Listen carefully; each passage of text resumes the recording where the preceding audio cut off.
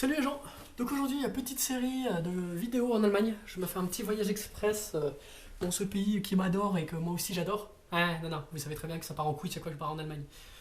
Pour le moment, ça se passe bien, mais c'est que le premier jour, donc on va espérer que tout va bien. Donc j'ai trois spots, un à l'ouest, un au nord-centre, on va dire, et un complètement à l'est. Et comme ça, en plus, je vais en profiter pour passer vite fait en République tchèque pour checker les pièces pour mon camion, voir combien ça coûte, tout ça. Comme ça, je vous tiendrai informé sur Facebook, tout ça, si le camion sera réparable prochainement ou on va encore attendre 6 mois comme actuellement.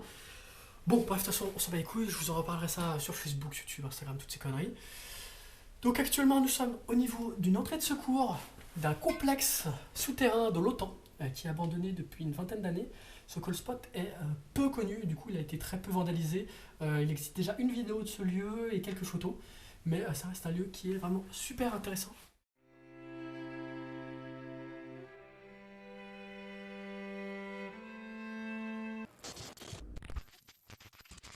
Écoute mon vieux, on arrête ces conneries. Baby, can you move it on the rhythm so we can get with and jump around and get us a rock and roll round? Let's down, down, body, body, coming with the super hottie. Let's go, no, slow, hell no. Baby, can you move it on the rhythm? Cause you know we're living in the fast lane. Speed up, it ain't no game. Just turn up all the beams when I come upon the best scene.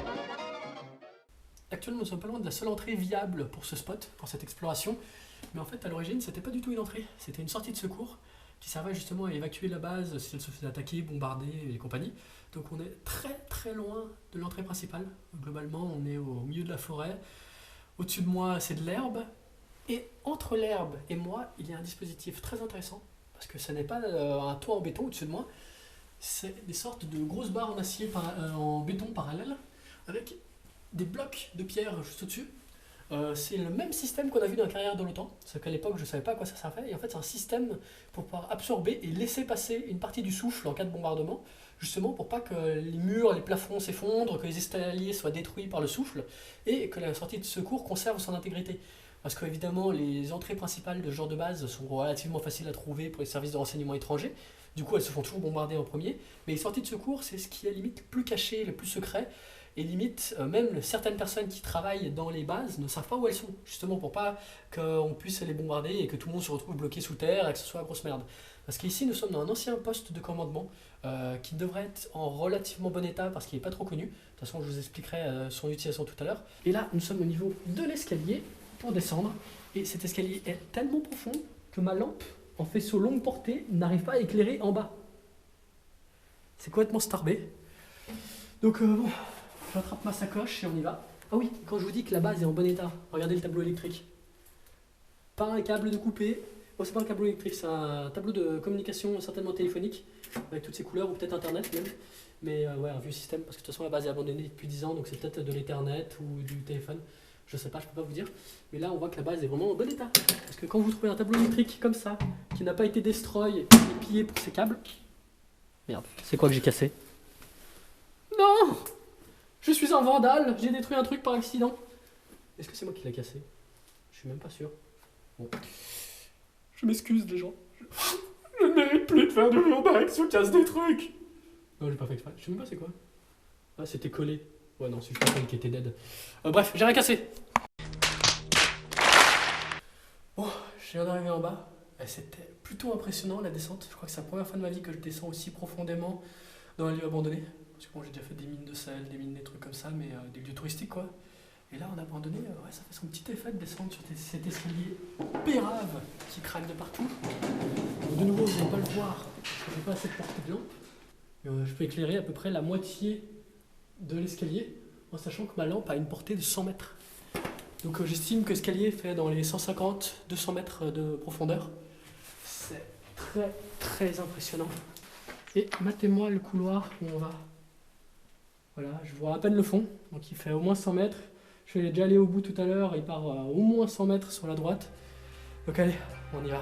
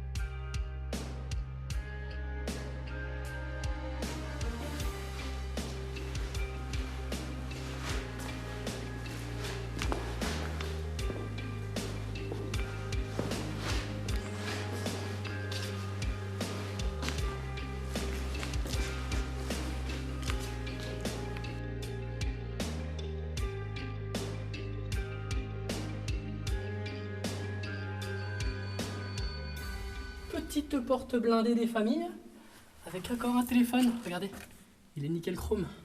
Et le truc qui est marrant, c'est qu'il est même encore branché au réseau téléphonique en fait. Attends, franchement, je vais tester un truc, mais c'est obligé que ça fonctionne pas. S'il y a de la tonalité, c'est énorme. Non. Fallait pas trop rêver non plus. Mais franchement, le réseau téléphonique passait ici encore. La base serait encore reliée au réseau téléphonique. J'aurais passé un coup de téléphone directement, rien que pour la blague. Rien que pour avoir le numéro de téléphone de cette base. Franchement, ça aurait été tellement drôle. Bon, après, normalement, il y a des. Ouais, mais non, en plus, ça doit passer par un serveur téléphonique. Donc, ouais, non, c'est pas possible. Parce que, ouais, normalement, les communications elles sont centralisées et il faut taper un code pour pouvoir rappeler à l'extérieur. Si je dis pas de conneries dans ce genre de base. Du coup, même si le téléphone est en activité, c'était impossible d'appeler à l'extérieur parce que les serveurs n'existent plus. Mais de toute façon, vu l'état de la base, c'est impossible. La deuxième porte blindée des familles. Elles sont tellement en bon état, c'est un truc de ouf. Avec les petits panneaux sortis. Appareil pour mesurer la pression de l'autre côté de la porte. Regardez. Donc ça, c'est des petits flexibles d'air qui partent là. Je les ai vus repasser un peu plus loin. Et qui vont soit dans le sas, là où on était tout à l'heure, soit directement à la surface pour avoir la pression s'il y a une attaque, la météo, ou je sais pas. Mais ouais, un petit truc en kilopascal, microbar, c'est assez amusant. Donc nous sommes arrivés à l'intérieur de la base, à proprement parler. Nous sommes au niveau d'une sorte d'immense local technique, c'est vraiment grand. Ça va faire la taille de 2 terrains de tennis, ouais, ça doit être à peu près ça. Et tout est démesuré. Bon, les tuyaux d'air sont totalement énormes, les systèmes de ventilation également. Dans la salle de ventilation, il y a un endroit qui est assez amusant, qui est divisé du reste de la salle par des grosses grilles, comme vous pouvez le voir. Et je pense que ce secteur devait être réservé au personnel compétent de la base, des personnes accréditées, des choses comme ça. Parce que j'ai l'impression que ce sont des systèmes particulièrement critiques qui servent vraiment à la survie de la base. Je pense que les systèmes que je voyais derrière moi, les sortes de valves bizarres en manuel là, qui d'ailleurs sont toutes sous monitoring électronique pour vérifier dans quelle position sont les valves, je pense que ça devait être pour brancher des filtres NBC, donc nucléaire, biologique, chimique, qui donc servaient justement à faire survivre la base dans le cadre d'une de ces attaques. Donc je pense que c'est pour ça que cette zone est un peu plus sécurisée que la salle de ventilation à côté, donc, avec ces magnifiques grilles là. Et dans le secteur un peu plus sécurisé de la salle des machines, il y a également des pompes. Je pense que c'est des pompes à eau qui servaient à l'autonomie de la base justement. Donc ouais, vraiment tous les systèmes critiques de survie de la salle des machines étaient dans une zone un peu plus sécurisée. Et il y a également tous les tableaux électriques. Au niveau des armoires électriques, ça c'est amusant. Nous avons des gros systèmes de fusibles en triphasé avec des grosses poignées qui servaient au réarmement. Et le réarmement il est fou. Écoutez-moi ça, le bruit qu'il fait. En plus, avec l'électricité, ça doit faire rajouter un petit bruit électrique, un petit bourdonnement, quelque chose, avec des petits éclairs au niveau des fusibles. Je pense que ça doit faire son petit effet quand même de rallumer l'électricité. Avec évidemment les petits caches, justement pour éviter que si un fusible explose directement, que le technicien se prenne dans la gueule. D'ailleurs, j'ai démonté un fusible tout à l'heure. Donc petit fusible, 500 watts, 63 ampères. Et c'est assez marrant, donc il y avait 2 fusibles qui sont là. Et juste à côté, nous avons 2 faux fusibles. Je ne connaissais pas du tout. Regardez, c'est creux. Ça fait la taille d'un fusible. C'est à la place des fusibles. D'ailleurs, si vous ne croyez pas, il en reste toujours un en place. Regardez, là. Là, il y a un fusible. Là, il y avait le deuxième fusible. Et là, il y avait lui. D'ailleurs, je vais les remettre en place. Comme ça, on ne me dira pas que je fous le bordel dans les explorations. Hein. Mais c'est assez amusant. Je n'avais jamais vu ces sortes de faux fusibles. Et c'est, entre guillemets, homologué, j'ai envie de dire. Parce que c'est le grand qui le font. Vous savez, c'est eux qui font tous les disjoncteurs, les prises électriques, les trucs comme ça. C'est assez connu. Si vous faites du bâtiment ou si vous faites une restauration, vous devez connaître. Et regardez les tableaux électriques. Là, très clairement, ça va être de la communication téléphonique ou Internet. Regardez tous les petits câbles, c'est une folie. Je viens de vous trouver 2 autres capteurs qui servent à mesurer la pression de l'air dans la base ou à l'extérieur ou dans différentes salles. Je ne peux pas vraiment vous dire. Mais normalement, ce genre de base était pressurisé, justement en cas d'attaque, pour que la soufflerie en fait souffle à l'extérieur et que les particules ne puissent pas rentrer par les petits interstices de la base, tout ça. En fait, à chaque trou qu'il y a dans la base, à un endroit, une porte, quelque chose, l'air sort en fait. Et du coup, ça fait que les particules toxiques de l'extérieur ne peuvent pas rentrer en cas d'attaque de la base. Et je pense que c'est pour ça qu'il y en a un petit peu partout de ces appareils. Et ça m'impressionne la simplicité et la complexité à la fois de cet appareil. Parce qu'en fait, c'est très simple. Nous avons 2 entrées d'air avec une membrane au centre. Donc très clairement, ça veut dire que la membrane bouge un petit peu en hauteur, voilà. et l'appareil mesure ça de façon analogique, et au final, il y a quand même une réponse numérique qui est envoyée vers un autre appareil, peut-être vers les armoires électriques qui sont derrière, pour que la ventilation puisse être calculée, ce genre de choses. Du coup, je trouve ça particulièrement excellent. D'ailleurs, je me demande si je pourrais pas peut-être un petit peu la faire bouger. Oui, putain, je fais bouger le système.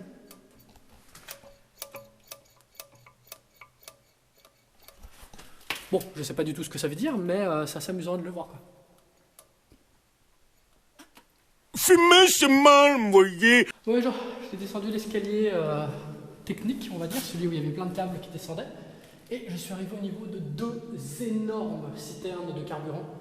Elles font 90 mètres cubes chacune, comme vous pouvez le voir. Mises en peinture en 94, donc elles ont été repeintes en 1994. Parce que normalement, je crois que la base a fermé dans les années 2000-2005, un truc comme ça. Mais c'est totalement énorme, avec l'échelle graduée sur le côté qui indique la quantité de carburant qu'il y a dedans.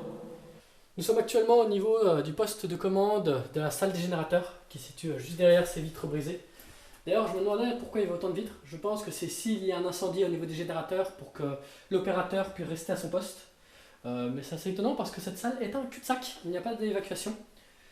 Mais bon, bref, c'est assez cool parce que le pupitre est en relativement bon état. Il y a 2-3 trucs qui sont pétés quand même, mais on peut bien voir tous les circuits, les voltmètres, les ampèremètres et tout. C'est ultra stylé, j'adore. Je crois que c'est la première fois que j'en vois un en aussi bon état dans un bunker. Parce que dans les bunkers, il y en a souvent, mais en général, ils sont ultra destroy, il reste que dalle, ils sont dead, quoi. Là, nous avons la salle des générateurs, donc qui est quasiment vide, c'est dommage, mais c'est quand même ultra stylé. On va descendre, parce que là, on est sur un petit balcon. Mais ouais, c'est cool, c'est assez cool.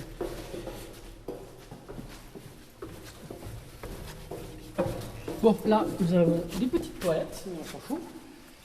La grande pièce, où il devait y avoir les générateurs, il y a également pas mal de passages de câbles au sol et tout. C'est assez kiffant quand même. Et là, normalement, ça devait être l'emplacement des générateurs, avec un petit balcon, un berceau. Le générateur était peut-être là, je sais pas, ou ici. Moi, ça me semble plus probable ici, parce qu'il y a du gravier au sol, justement en cas de fuite de carburant et tout, histoire que ça s'absorbe dans le sol, je dirais. Et là, nous avons des gaines de ventilation qui n'ont pas la même gueule que les autres, et qui sont noires à l'intérieur, donc très clairement, c'était pour l'évacuation des gaz des générateurs, parce que bien entendu, sinon la base devenait irrespirable. Avec un apport d'air frais là. C'est excellent, j'adore.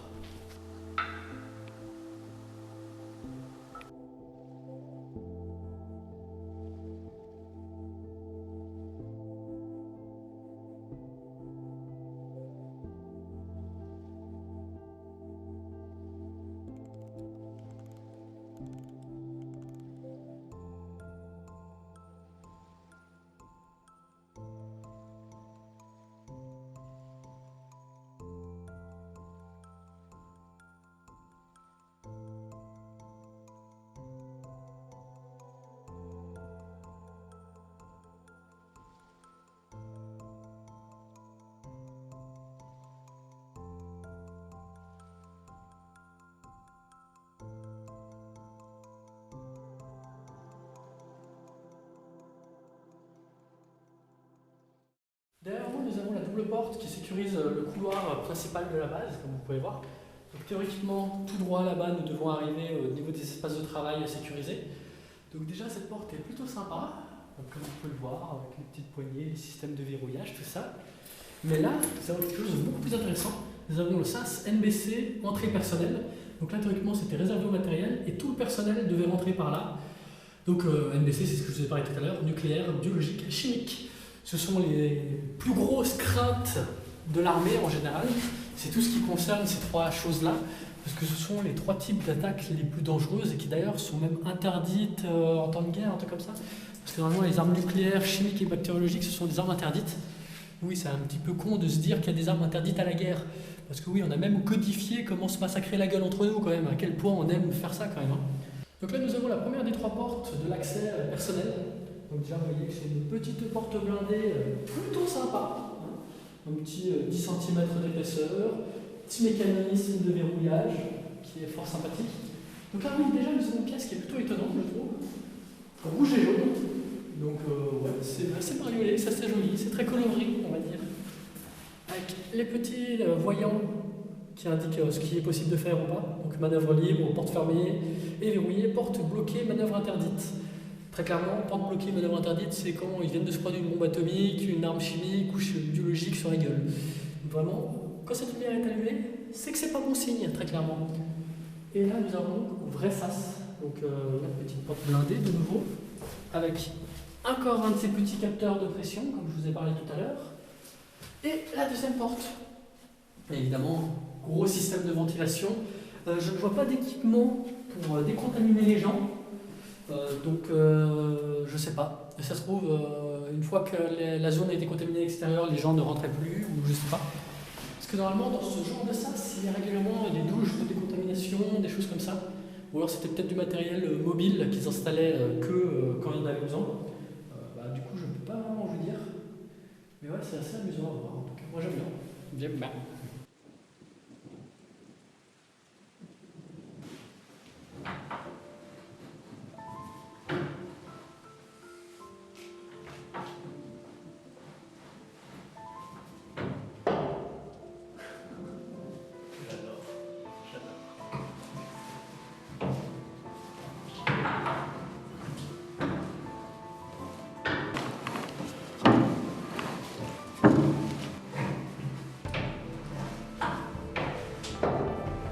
Bon, les gens, on va arrêter de se balader dans toute la base pour filmer des locaux techniques, des galeries, des portes. Même si c'est en très bon état un peu partout et que c'est vraiment intéressant, on va attaquer le très gros dossier de cette base et l'utilisation qu'avait cette base, qui est quand même très particulière. C'est pas la simple base souterraine où on se cachait comme des lâches avant de tirer à l'artillerie sur les voisins à 50 km. Non, non. Ici, nous sommes dans une pièce de coordination de l'OTAN qui servait à gérer tous les pays européens, à les coordonner, à les mettre en communication entre eux, dire ce que fait chacun pour éviter qu'il y ait des problèmes dans le genre de tirailliers, discuter les stratégies. Tout ce genre de choses était décidé dans cette base. Cette base, c'est l'équivalent des bases de fous furieux que vous voyez dans les films d'action, les films de guerre, les films d'espionnage, où vous dites « ouais, c'est too much, ils en rajoutent, c'est le cinéma, machin, ils font des bases ultra cinématographiques, avec des balcons sur 3 étages. » Eh ben non, la réalité dépasse la fiction, ce sont des lieux qui existent vraiment. Dites-vous que celui-là, il date d'il y a plus de 20, 30 ans, et déjà, ça avait cette gueule à l'époque. 3 étages de balcons qui donnent sur une pièce principale, où il y avait une dizaine de bureaux.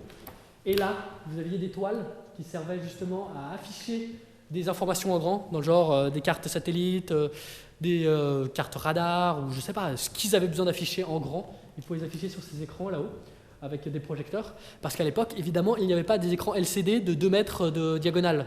Du coup, à l'époque, c'était des toiles de projection. Mais ça devait être tellement badass, bordel de merde. On est dans une base vieille de 30 ans. Je sais pas si exactement elle a 30 ans, mais bref, on s'en fout. Mais c'était comme dans les films, réellement. Et c'est là qu'on voit qu'en fait, les films, c'est que de la reproduction de la réalité.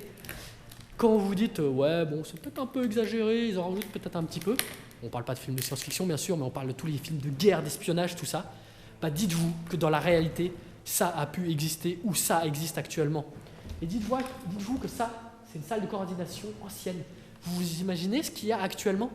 Ça doit être des pièces qui font peut-être 1000 mètres carrés ou j'en sais rien. Mais là, cette pièce, elle doit faire quoi ? 200 mètres carrés, elle n'est pas très grande. Et là, actuellement, avec les technologies qu'on a actuellement, ce genre de pièces doivent être complètement folles. Ouais, je suis en train de m'extasier comme un gamin, mais il y a de quoi. Franchement, si vous n'êtes pas impressionné par une pièce comme ça, je ne sais pas ce qu'il vous faut. Parce que là, franchement, on est dans un putain de film d'espionnage. L'intégralité de ce complexe souterrain était destinée à coordonner les différentes forces de l'OTAN en Europe.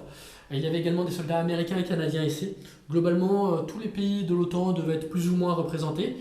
Et je pense que vous ne vous rendez pas compte à quel point ça doit être difficile de coordonner différents pays en temps de guerre ou même en temps de paix. Parce qu'en fait, en temps de paix, vous vous dites oui, c'est tranquille, il n'y a rien à faire. Eh ben non. Car une information mal interprétée ou mal communiquée peut très bien déclencher un conflit majeur. Vous vous rendez pas compte des conséquences que peut avoir un simple message mal interprété, mal transmis au niveau géopolitique. C'est vraiment un cauchemar de coordonner différentes armées. Et déjà, rien que le fait de coordonner une seule armée est très complexe.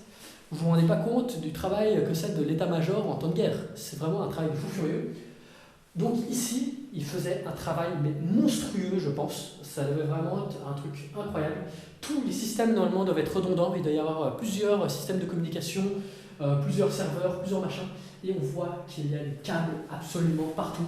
Donc ça, très clairement, ce sont des câbles de communication, comme l'autre rack que j'étais là tout à l'heure. Donc je ne sais pas si c'est du téléphonique, de l'Ethernet, c'est peut-être même du Morse, je sais pas. Ça peut être 36 milliards de systèmes de communication, parce que justement, les systèmes de communication, normalement, sont toujours doublés, triplés, quadruplés. L'armée utilise différents systèmes de communication, comme je vous ai dit. Ils utilisent des systèmes de communication qui datent du XVIIIe siècle, d'autres qui datent du XXIe siècle, peut-être même certains qu'on connaît même pas, nous, en tant que civils. Donc ouais, là, dans cette base, il y avait vraiment des trucs de fous furieux qui se sont passés. Donc là, nous allons rentrer dans l'espace Socrate. C'est un espace qui est un petit peu particulier. Ça correspond à peu près au bunker Jupiter qui se situe sous l'Élysée. En fait, c'était un espace qui servait à faire des réunions classées secret défense, confidentiel, tout ce que vous voulez. Par exemple, là, il y a un vestiaire.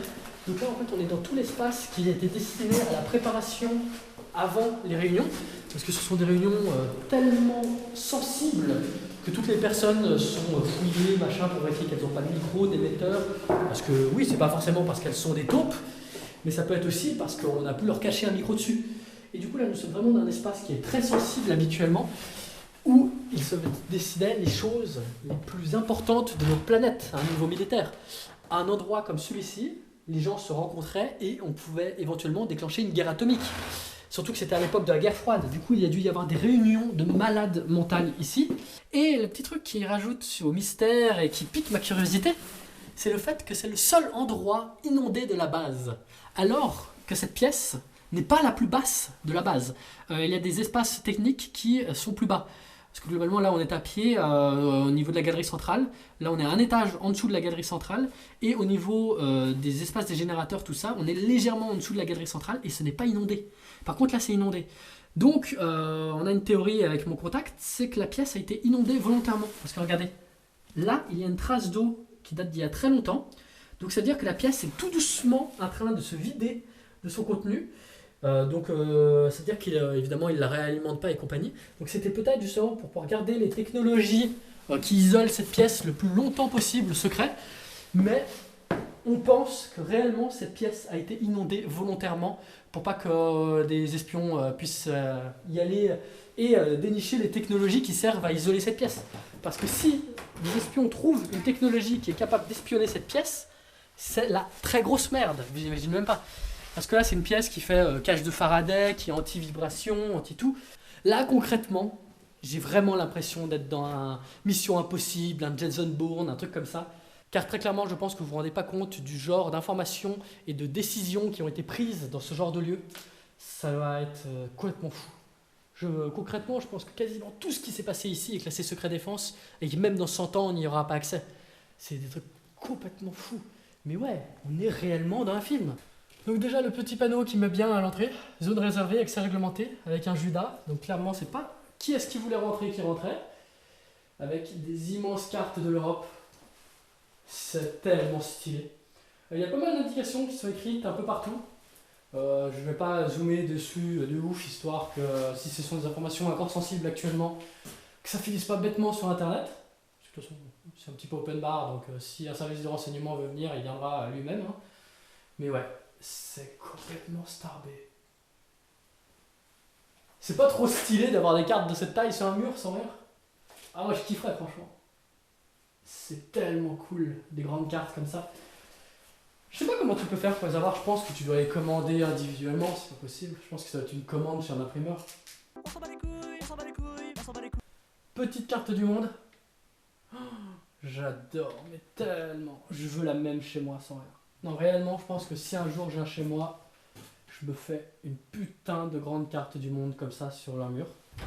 Et la pièce avec une grande carte du monde devait être certainement destinée à un superviseur ou à un gradé. Car comme vous pouvez le voir, il avait une petite console. Je pense qu'il devait y avoir à peu près la même de l'autre côté, peut-être même juste là devant la fenêtre.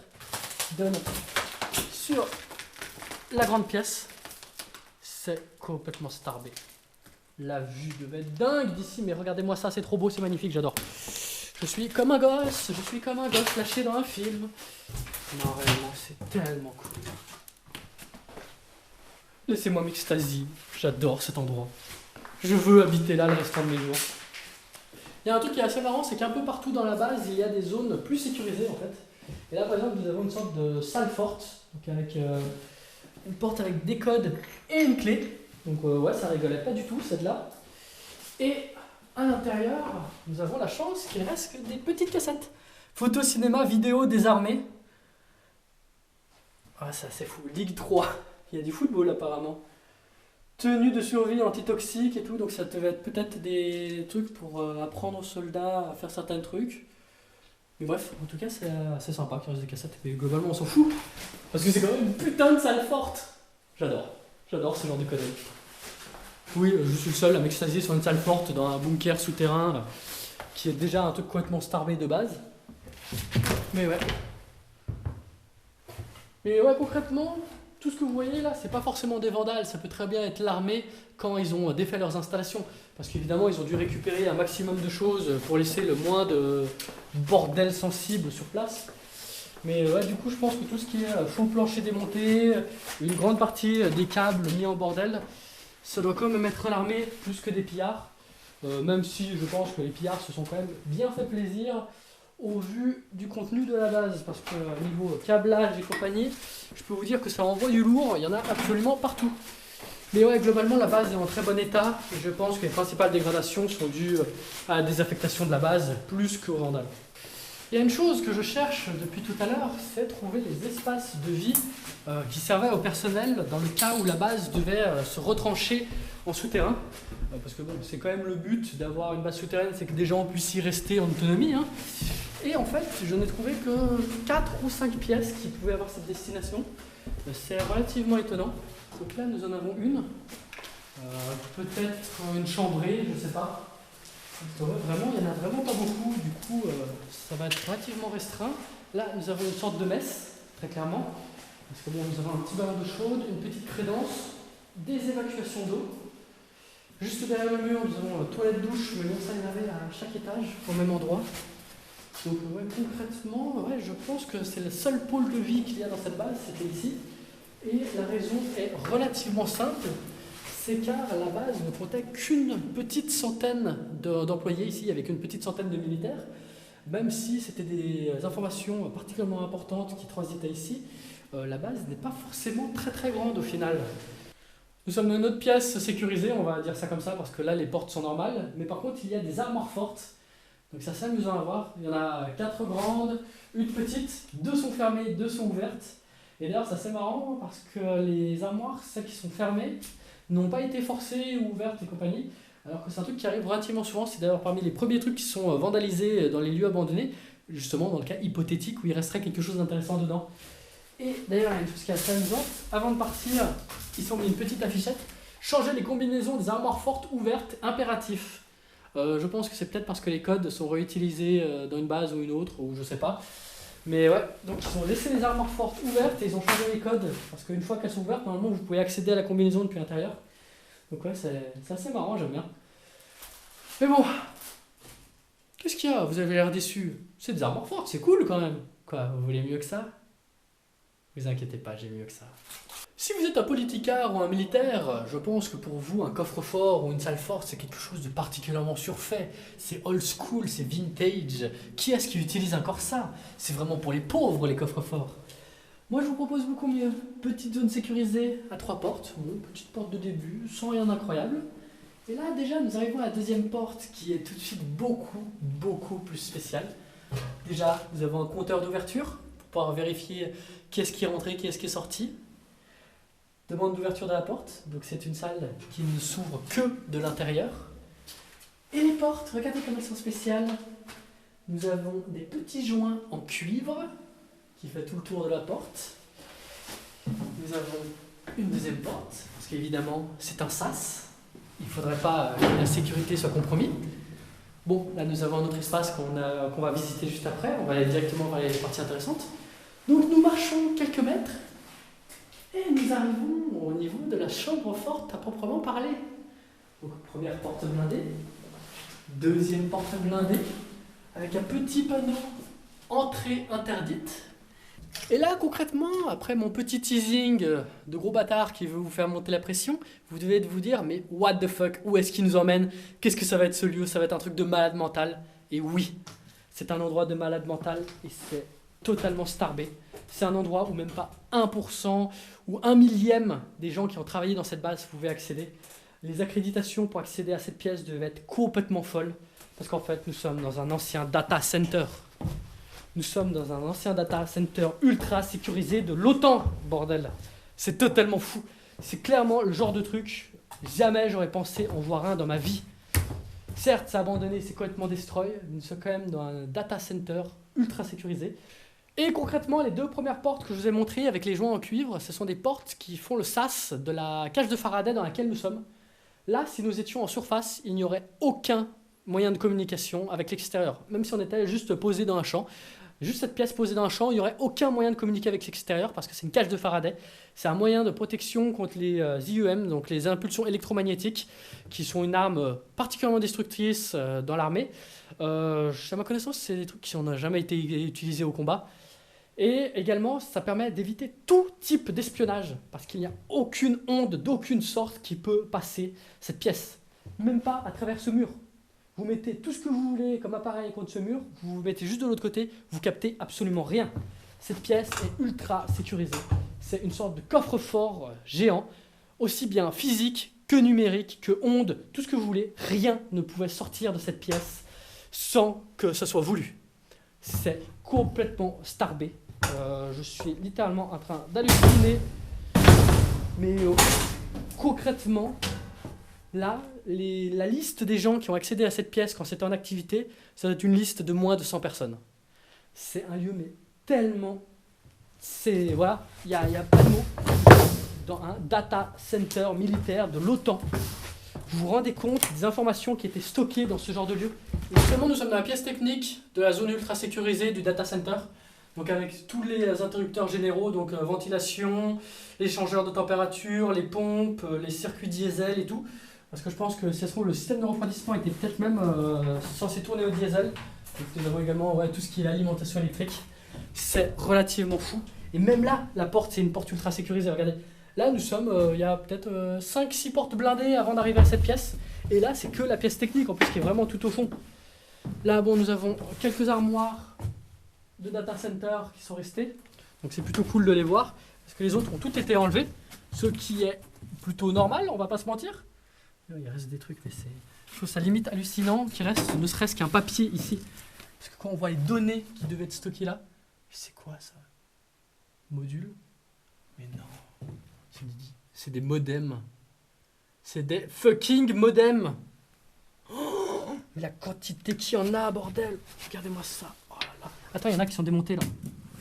Oh là là, c'est fou. Oh là là. En vrai, je sais même pas à quoi ça sert. Il y a des modems, donc normalement c'est pour les réseaux internet, des choses comme ça. Mais regardez-moi la quantité qu'il y en a, quoi. Oh là là. Je sais pas ce que je suis en train de voir, ça me fait encore plus halluciner, quoi. Wow. L'armement a failli tomber sur la gueule parce que les faux planchers sont complètement destroy. Mais ouais, je suis entre la surexcitation et en mode bug du cerveau. Parce que là, waouh, c'est quelque chose comme endroit. Là, vous aviez eu toutes les informations pour faire tomber un ou plusieurs pays. Les informations militaires, de malade mental.